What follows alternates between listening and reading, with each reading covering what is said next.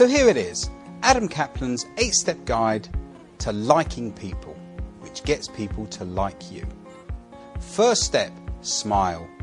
A genuine warm smile. Because when you smile at somebody, it triggers an automatic response in the other person.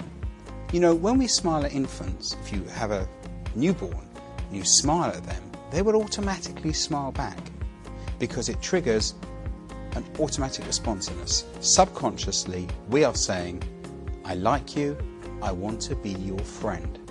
And when you smile at anyone, you can try this with strangers, they will mostly smile back. It's a very effective tool when you're saying, subconsciously, I like you. Even our voice is different when we talk positively and with a smile. If you speak like in the back of your voice and all miserable, then the voice comes darker and deeper. But if we talk with a smile, it's at the front.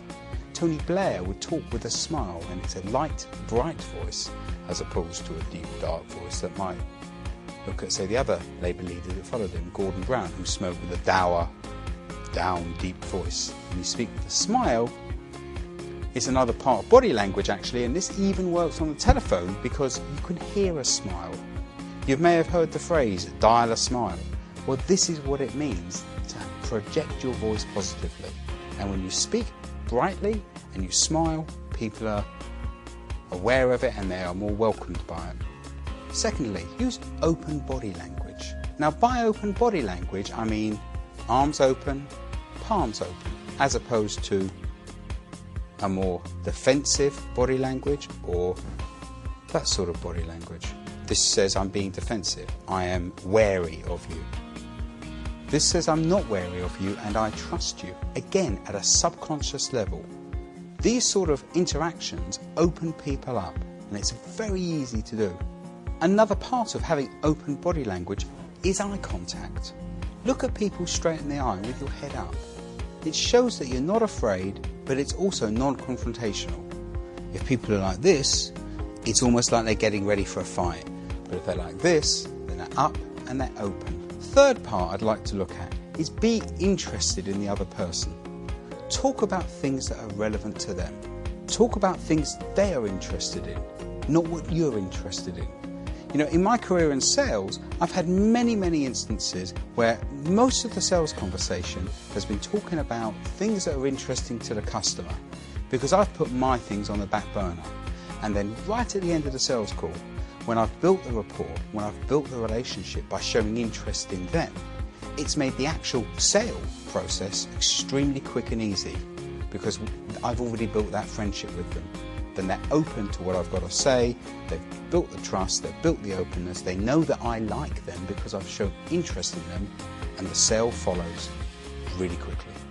So fourth, ask questions that are relevant to them. Now, when you ask people questions that are relevant to them and to what they're interested in, it engages the customer more. They become more interested in you and what you've got to say, and actually gives them the opportunity to do the vast majority of the talking. By asking questions that interests them, you're engaging them, you're building a rapport, you're developing a relationship with the customer. The fifth part is listen. And by this I mean actively listen. Don't just listen and think about what you've got to say. Listen and focus on what they're saying. Really concentrate on what they're talking about. This is not something that comes naturally to most of us. Really spend time and effort to listen to what they're saying, because when you really focus on somebody, they know you're interested in them. And we like people that are interested in us.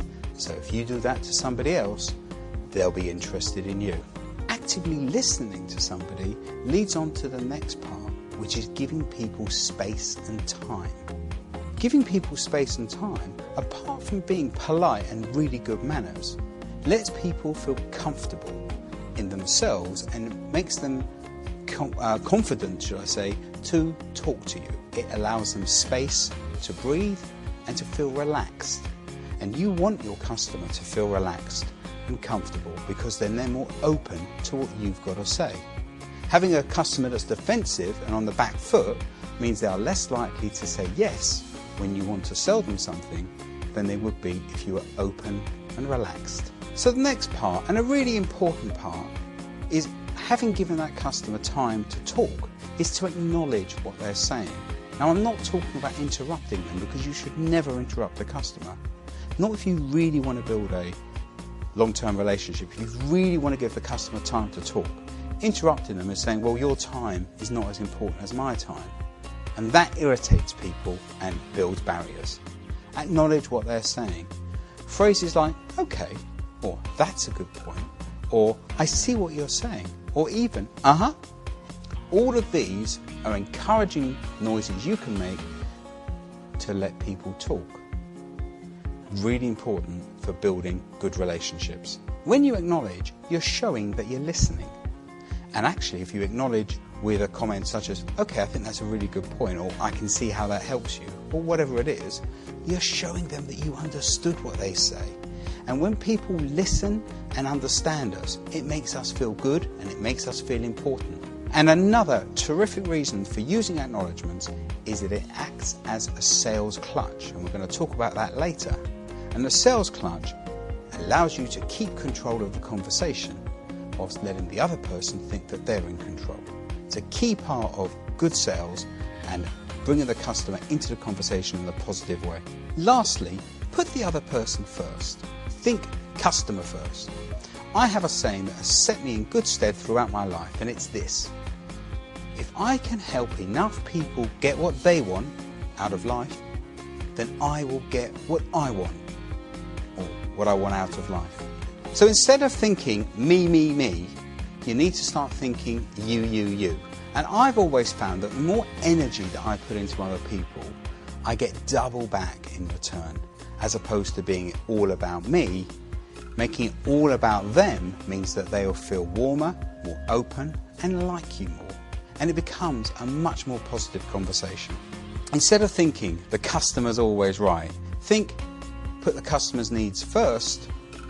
That will give you a better idea of what I'm saying, because it's liking people first that gets them to like you in return. That paying it forward will pay big dividends in your sales career.